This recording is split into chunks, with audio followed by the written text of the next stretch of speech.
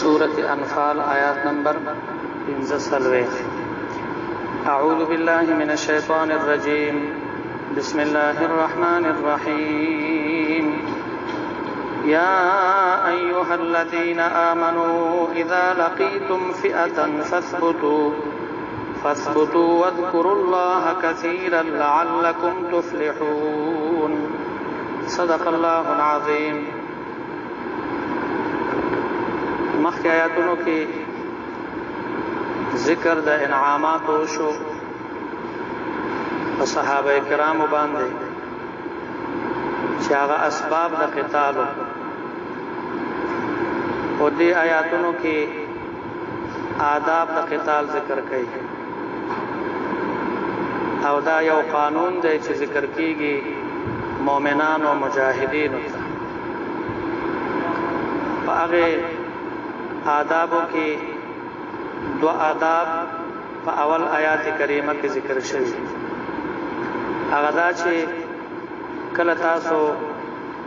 د دشمنانو د کافرانو د یو ډلې سره مخامخ شئ نو فثبتوا، تاسو ثابت قدم اوسئ د دشمن په مقابله کې. دویم ادب واذکروا الله کثیرا، او الله یادوي تاسو کثیرا ډېر. ثابت قدمی یوازې ثابت قدمی د بدن مراد نه ده، بلکې د زړه ثابت قدمی هم مراد ده چې په میدان جنگ کې به د دشمن په مقابله کې ستا زړه ته هم ثبوت، تقرر او اطمینان او مضبوطی حاصل وي، او قدمونو ته به هم ثبوت حاصل وي. او دا یو بهترین وسله ده د مؤمن مسلمان لپاره، ځکه چې کله په میدان جنگ کې ثابت قدمی نه او د زړه قرار نه نو نور اصله څه فائدہ نه کوي. د دې وجه نه هر قوم هغه چې جنگ کوي د چا سره نو کوشش د ثابت قدمۍ کوي، خپل ملګرو ته خپل جګړه مارانو ته دا تلقین کوي چې تاسو به میدان نه پرېږدئ، په شا باندې به تګ نه کوئ. نو هر سړی دا کوشش کوي، لیکن د کافر او د منافق په زړه کې ثابت قدمی نه وي، ځکه هغه پوهېږي په دې باندې چې زه په باطله باندې یم. دویم دا چې د هغې مقصد صرف دنیا وي، چې دا د دنیا ژوند دی، بس چې دا ختم شو نور بیا څه نشته دی. نو هغه مرګ ته ځان نه تیاروي، او په میدانونو کې خو مرګ دی. مؤمن مسلمان هغه د عقیدې په لحاظ باندې جنگيږي، په ایمانی قوت باندې هغه جنگيږي. نو دا هغه په زړه کې ثابت قدمی وي خامخا، او زړه کې اطمینان هم وي، ځکه هغه پوهېږي چې زه میدان ته راغلی یم نو په هر حالت کې زما کامیابی ده. که چېرته شهید شم نو هم کامیاب یم، که زخمی شم نو هم کامیاب یم، او کاسر او قیدی شم نو هم کامیاب یم، او که واپس لاړ شم غازی یم نو هم کامیاب یم. نو د مسلمان کامیابی په هر حالت کې ده. نو ثابت قدمی دا مؤمن ته حاصلېږي، او چا کې چې ثابت قدمی نه وي، کاغه سره څومره مضبوطه وسله او څومره مضبوط ساز و سامان د جنگ ور سره او څومره لخر ور سره، نو دا هغه په زړه کې یری هغه اصله هغه ته هیڅ پیدا نه ورکوي. تاسو ګورئ همیشه چې هر کله د کافرانو سره جنگ راځي د مسلمانانو، د کافرانو اصله ډېرې زیاتې، ساز و سامان د جنگ ور سره ډېر، جزونه ور سره، ټینکونه ور سره، لیکن مؤمن مسلمان په یو وړو کې وسله باندې داغه سره مقابله کوي. دا ثابت قدمی ده هغه د زړه تثبیت ته چې د مؤمن مسلمان په زړه کې موجود ده. الله فرمایا یا ایها الذین آمنوا ای ایمان والو اذا لقیتم فئه کله چې تاسو مخامخ شئ فئه د یوې ډلې د کافرانو سره نو فرمایي فثبتوا تاسو کلک کې ځانونه خپل ثابت قدمی پیدا کړئ واذکروا الله کثیرا او یادوي تاسو الله تعالی کثیرا ډیر ذکر د الله کوي په میدان جنگ ذکر نه مراد ذکر د زړه هم ده او ذکر په جبه باندې هم مراد په جبه هم ذکر کوي او په زړه کې هم الله یادوي. زړه کې الله یادول دا الله په عظمت باندې یقین ساتل او دا الله په ذات باندې توکل او باور ده چې زه خو راوته دا الله د دین د خدمت لپاره او د اعلاء کلمت الله لپاره د دین د مدد او نصرت لپاره راوته نور کامیابی چې ما تراکې نو الله به راکې او دا الله په ذات باندې زما اعتماد ده چې زما دا کوشش په الله نه ضایع کوي. نو فرمایي واذکروا الله کثیرا یادوي تاسو الله تعالی ډېر. دا ذکر په میدان جنگ کې دا یو معنوي او روحاني وسله ده چې د دې په حقیقت باندې کافران نه دي پوه شي. کافران قسم اسلحه تیاری او خپل ملګرو جګړه مارانو ته ورکي او طریقې د جنگ ورته خای، لیکن مومن مسلمان صرف په جبه او په زړه کې الله یادای نو دغه کافرانو دا وسلې بیا مومن ته سم نخکار او کامیابی په حاصلې. دا معنوي وسله ده، معنوي طاقت ده د مومن مسلمان سره د الله د طرف نه. نو ذکر کې ډېر فائدې دي. واذکر الله کثیرا الله یادوي تاسو ډېر. روس چې کله افغانستان کې جنگ کو مجاهدین او مقابله ور سره کوله ما خو وحشي کافرانو ډېر زیات وحشي کافرانو هغه بساروي او چرګ وغیرہ دا به نه پرې خو دا هغه باندې به امتزونه کوله. هغه وخت کې اوس خو سنا اساس له هیڅ مسلمانانو سره هغه وخت کې خدا اصلي هو ډیر کمایو، لیکن د دې هر څه باوجود چې مجاهد بد الله اکبر نعره وکړه نو کافران روسيانو با شاته تیخته وکړه. خدای یو کمانډر ده د روسانو په هغه زمانہ کې او اوسم ژوند ده نیکولایویچ. هغه وی چې مونږ دومره ټینکونه استعمال دومره اسلحه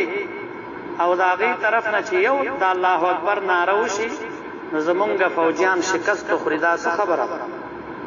نو چې کله د افغانستان نه لاړه نو به د اسلام مطالعه شروع نو د اسلام حقیقت ورته ظاهر شو چې دا هر سدي نه دا د الله په نوم کې یو لوی طاقت ده. په دې وجه زمونږ ملګرو شکست خوړو نو هغه بیا اسلام قبول کړی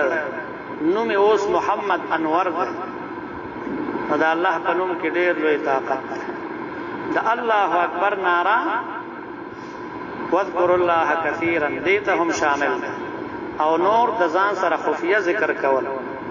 مجاهدین چې ذکر کوي په میدان جهاد کې نو خفیه ذکر وکړي. ذکر روایتو کې راځي چې صحابي فرمایي چې صحابه کرام او با په اوچت आवाज باندې ذکر کول په میدان جنگ کې دا به نه خوخو. فرمایي واذکر الله یادوي الله تعالی کثیرا ډیر. ذکر یو داسې عبادت ده چې د یو عبادت مبارک هم الله دا نه دی فرمایلی چې تاسو دا ډیر کوئ، نه د مانزه په باره کې فرمایلی دي چې ډیر کوئ، نه د روزي په باره کې فرمایلی چې ډیر کوئ، او نه د بل یو عبادت په باره کې. لیکن د ذکر په باره کې ډیرو ځایونو کې الله فرمایي واذکروا الله کثیرا الله یادوي تاسو ډیر ذکر ډیر کوي لدی یو وجدار چې ذکر یو داسې عبادت ده چې په دې باندې ډیر وخت د چانه خرچ کیږي او ډیر مشقت او تکلیف پکې نه په هر وخت کې سړی ذکر کوي او بل ادا ده چې دې د پاره شرایط هم ذکر نه لري کستا او د سوي کني نو ته ذکر کوي کولاړ نو هم ذکر کوي کروان نو هم ذکر کوي پناس تم کوي پملاس تم کوي نو ذکر په یو حالت کې منع نه ده ک جامع دي پاکي ک ناپاکي نو ته ذکر کوي نو ذکر اهم عبادت ده واذکر الله الله فرمایا یاد وای تاسو الله تعالی کثیرن ډیر لعلکم تفلحون دې د پاره چې تاسو کامیاب شئ ذکر یو داسې عبادت هم ده چې دا د نورو کارونو د پاره رکاوټ هم نه جوړي کارم کوا او ذکر هم کوا فارسی کې یو متل ده وې دس بکار و دل بیان لاس په کار کې مصروف ای خزړه باندې الله سره ای خزړه باندې الله یادوا واذکر الله کثیرا یادوي الله تعالی کثیرن ډیر لعلکم تفلحون دې د پاره چې تاسو کامیاب شئ اشاره دی تعالی ک مجاهد دا دو صفاتونه په ځان کې پیدا کینو کامیاب ده یو ثابت قدمی دویم ذکر د الله ذکر ورپسې الله فرمایي لعلکم تفلحون واطيعوا الله ورسوله دې کې نور آداب ذکر کیږي واطيعوا الله ورسوله تاسو تابعداري د الله کوي ورسوله او د الله د رسول تابعداري کوي ځکه چې اطاعت د الله او د الله د رسول نه په مجاهد کې نو د الله مدد او نصرت ناراضي نافرمان سره گناهگار سره هغه سره د الله امداد نه واطيعوا الله ورسوله تابعداري د الله کوي او رسوله او د الله د رسول ولا تنازعوا او اختلاف مکوي خپل منځ کې د یو بل سره اختلاف مکوي چې د چا یو رائے وي د چا بل رائے بلکې په اتفاق باندې یو کار کوي او د امیر اطاعت کوي ولا تنازعوا اختلاف مکوي ولکه اختلاف وکي فتفشلوا نو کمزوري بشي تاسو کمزوري بشي اختلاف لوی سبب ده د کمزوري وتذهب ريحكم او لاړ بشي ريحكم دبستاسو ريح هوا ته ویل کېږي دلته په معنا د قوت او دبدبه سره ده اختلاف چې در کې راشي نو بیا با ستاسو دبدبه او قوت ختم شي ځکه دشمن ستاسو د اختلاف نه خبرېږي نو په دې سره ستاسو دبدبه د دشمن د زړه نه وځي دویم ریح په خپل معنا سره ده حقيقي معنا هوا ته ویل کېږي نو معنا دا ده چې د الله د امداد سره هواګان د مدد راځي او چې کله د الله امداد نه نو بیا هواګان د مدد هم نه واصبروا او صبر کوي صبر دام بهترین صفت ده صبر بکې کچرته قیدی شي نه هم صبر کوا او که زخمی شنو هم صبر کوا او کدا الله په امداد کې لک تاخير راشي شکست خوري نو هم صبر کوا واصبروا حدیث مبارک کې راځي نبی رسول الله فرمایلی دي چې تاسو د دشمن د مخامخ کېدو ارزو مکوي دا مو آئے چې الله یو لخر دشمن زمنګ مخامخ راواله چې جګړه ور سره او زړونه پیخ نه د دشمن سره د مخامخ کېدو ارزو مکوي تاسو بلکې د الله نه د عافیت سوال کوي خو چې کله د دشمن سره مخامخ شي نو بیا تاسو صبر کوي او ثابت قدمي په ځان کې پیدا کوي او په دې پوه شي چې جنت دا د تورو د سورو لاندې ده چې تاسو jihad کوي اسلحه استعمالوي نو دا هغه اسلحه لاندې جنت ته معنا دا ده چې په جهادونو کې شرکت کړي نو جنت به حاصلېږي درته واصبروا صبر کوي ان الله یقینا الله تعالی مع الصابرین ملګری دی د صبر کوونکو همیشه دا الله امداد د صبر کوونکو خلکو سره الله فرمایي ولا تکونوا كالذین خرجوا من دیارهم لیکي مؤمنانو ته هدایت ده چې د کافرو د ناکاره خویونو نه تاسو ځان وساتئ او درې خویونه د کافرانو دلته ذکر شوی دي یو تکبر نو مؤمن مجاهد په تکبر نه کوي دویم ریاکاری دا جهاد چې کوي نو د ریاکاری او د خودنې د پاره به نه کوي چې خلق ما ته بهادر او مجاهد وایي او دریم خلق بنمنه کوي د الله د دین او د الله د لارې الله فرمایي ولا تکونو او مکیږي تاسو کلذین کفروا پشانداغ خلقو کلذین پشانداغ خلقو خرجو چاغی راوتل من دیارهم د کورونو خپلنا بطرن فلوی او په تکبر سره راوځي دین مراد د مکی کافران دي چې د بدر میدان ته راتلل نو په ډیر غرور او تکبر سره مخکې واقعات رشوي ده چې د مکی کافران اصلا د ابو سفیان د قافلې د بچکیدو د پار راوځي او تقریبا زر کسان کله چې د ابو سفیان قافله د مسلمانانو د قابو نه وته لارې بدل کړه نو ابو جهل ته خبر ولېږ چې زما قافله دا غي د قابو کېدو نه بچ شو لہذا اوس تاسو ضرورت نشته دی چې راشئ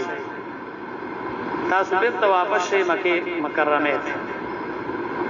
د نورو کافرانو هم دا رائے لیکن ابو جهل په ډېر تکبر سره وویل چې نه موږ نه واپس کیږو ترغه پورې نه واپس کیږو تر څو پورې چې د بدر میدان ته تللی نه یو او الته موږ د خپل کامیابی